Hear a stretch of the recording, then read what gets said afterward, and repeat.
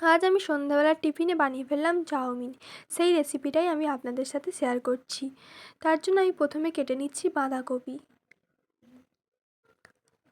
বাঁধাকপিটা কাটা হয়ে গেছে, এবার আমি কেটে নেব ক্যাপসিকাম।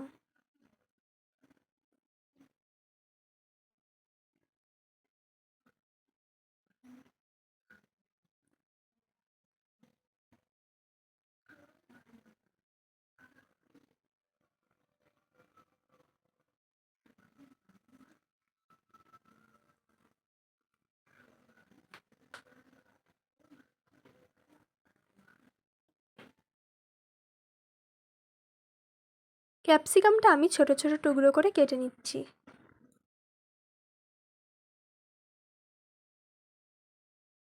ক্যাপসিকাম কাটা হয়ে গেছে, এবার আমি কেটে নিচ্ছি ধনিয়া পাতা।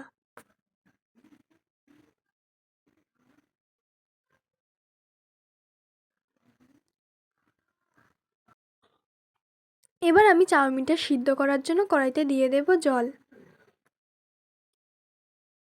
এবার আমি জলের উপরে কাঁচা চাউমিনগুলো দিয়ে দিচ্ছি।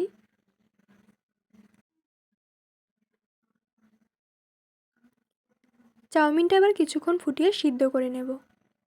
আমাদের চাউমিনটা সিদ্ধ হয়ে গেছে, এবার আমি চাউমিনটা একটি জল ছাড়া পাত্রে রেখে দিচ্ছি। এবারে আমি কড়াইতে দিয়ে দেব তেল। তেলটা গরম হয়ে গেছে, এবার ক্যাপসিকামটা ভাজার জন্য আমি ক্যাপসিকামটা গরম তেলের উপর দিয়ে দিচ্ছি।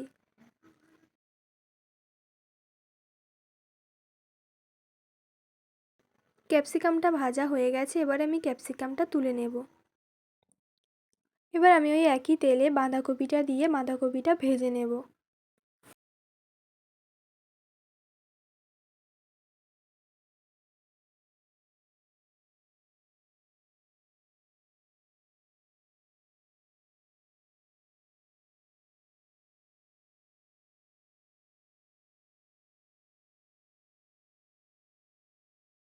বাঁধাকপিটা একটু বেশি টাইম নিয়ে ভাজতে হবে, না হলে বাঁধাকপিটা সিদ্ধ হবে না।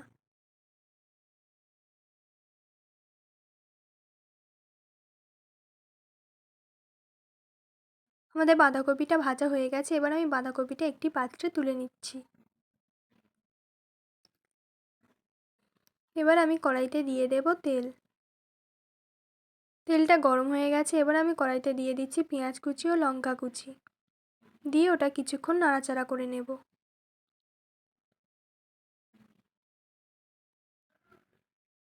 তারপরে আমি কড়াইতে দিয়ে দেব কেটে রাখা আলু। আলুটা দিয়ে কিছুক্ষণ নাড়াচাড়া করে নিচ্ছি। এবারে আমি আলুর উপরে দিয়ে দেব পরিমাণ মতো লবণ ও সামান্য হলুদ গুঁড়ো। দিয়ে আমি আলুটা ভালো করে ভেজে নেব।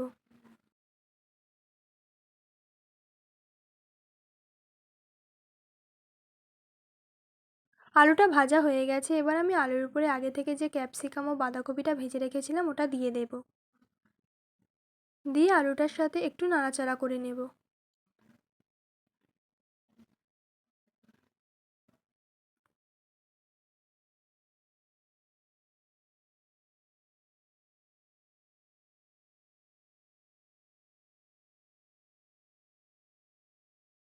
এবারে আমি কড়াইতে দিয়ে দেব সিদ্ধ করে রাখা চাউমিনগুলো।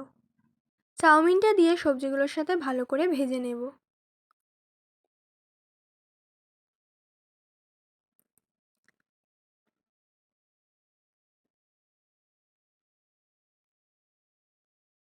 এবার আমি কড়াইতে দিয়ে দেব ধনিয়া পাতা কুচি।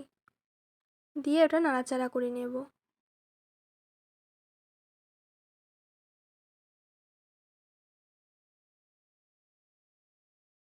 আমাদের চাউমিন রেডি। এবার আমি চাউমিনটা একটি পাত্রে তুলে নিচ্ছি।